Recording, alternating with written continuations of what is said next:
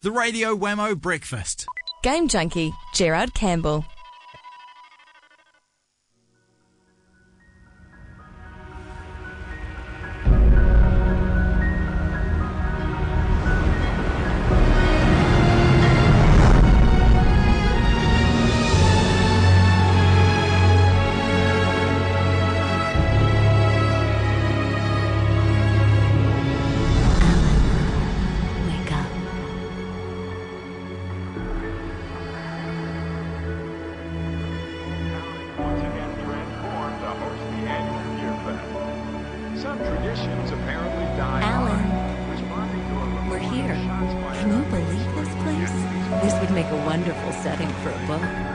We're supposed to be on vacation, Alice.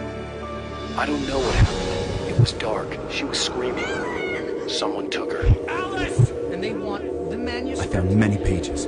The story's coming true. It's all in your head. I've got to find the manuscript to make sense of what's happening.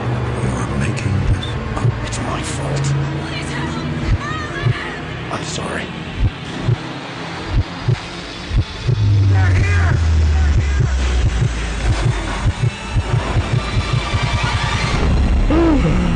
Oh boy, there is some heavy bass going on in that trailer there. The trailer.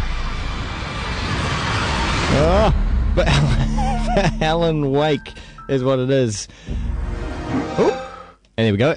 Wake up, Gerard Campbell. Wake up from stuff.co.nz, Mr. Game Junkie. How you doing? Very good, Mr. Wammo. Very, very good. Yeah, that was a bit creepy, wasn't it? Just a little bit creepy, Gerard. Alan Wake, one of the most anticipated games. I think we said this about Halo Reach the other day, but let's say it about Alan Wake as well. One of the most anticipated games for years. Yes, yeah. Well, it's been in development for a long time too. I think the first time that we saw anything about Alan Wake when it first revealed was way back in 2005 at E3. So it's sort of been, 5 years in the process, and it's very, very close. Coming out May 20. It's really one of those highly anticipated games for the Xbox 360 only. And like you, Wammo, I've been paying through bits of it, and I'm enjoying it, really enjoying it. Yeah, so we're going to call this a review. We haven't finished the game just yet, but we have indeed already been playing a bit of it. What are your thoughts, Gerard? I'm liking it because it's got a real those of us that have seen X-Files and those sorts of programs are just are going to love this because there's tension and there's shadows and there's torches waving everywhere, and it's got a real Twin Peaks and mixed with Stephen King feel about it. It's not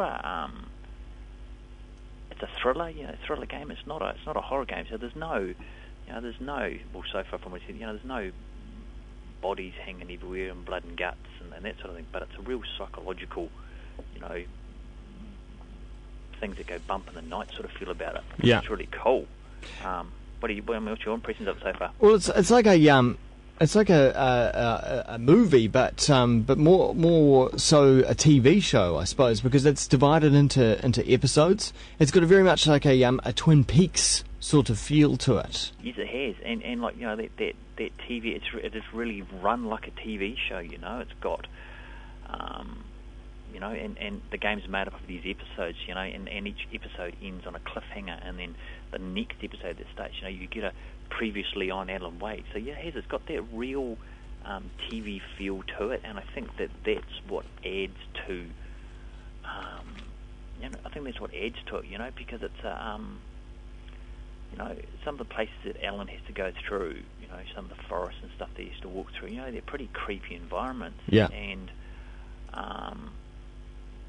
it's Alan Wake's a writer, and he's had writer's block, and I can relate to that. It happens sometimes, and but nothing to the extent that he has. So him and his wife go to a place called Bright Falls, which on the outside seems like this idyllic, little, seaside, lakeside, little village, where everybody knows everybody else, and they all seem pretty friendly. But there's a bit of a dark secret there, and we don't want to spoil things for people who have got to play it. Yeah. They've got to wait till May. But Alice goes missing. Alan doesn't know why, and it seems to be that this book that Alan can't remember writing is sort of being played back before him, in the real world, and it's just got a real just got a real nice psychological thriller. You're not sure what's going to come around the next corner, and you get there's a nice play of it, light versus dark, because when night falls, this is when these I guess these the Taken, which seem to be the inhabitants of Bright Falls, which are taken over by something called the Taken. Alan's only got a torch and weapons and flares and that sort of thing, and they're his main source of weapon against the Taken. But isn't it? It's quite different, isn't it? The fact that there are there's two weapons you're holding. You either got a gun of some kind or the torch. So the light becomes a weapon, which is I've never seen anything like this represented in a game. No, because it over the ages we've had that classic light versus dark, good versus evil sort of dichotomies, haven't we? And here you're right. Your torch is your best friend. And as you wander along, you'll find Alan Wake will find batteries, in buildings and rest stops and lay-bys and ammunition, and it's quite it's quite sort of heart-pounding that in the middle of a battle with the Taken, when you've got 4 or 5 attacking, your torch starts running out, and you've got to slap in some new batteries and then refocus your beam, and you can boost your torch so that sort of blinds the Taken, I guess, and then you can shoot them with your revolver. But it's great, that your torch is your best friend. Light is your best friend here. When darkness falls, and yet light is also a scarce resource, as you say. You've got this process of reloading your torch, reloading basically. The light is ammunition, or the battery is ammunition, and the resources are quite scarce within the game, wouldn't you say? Yes, they are. Yeah, you really learn quickly that you've got to conserve ammo, because you can't just indiscriminately fire off at the Taken that approaching you, because if you get to the situation that you've run out of ammo, be it flares or bullets or batteries, you're stuck. Your torch regenerates slowly over time, but if you haven't got any firepower against these Taken, you're stuck. And there's no melee combat. You can't punch them or anything.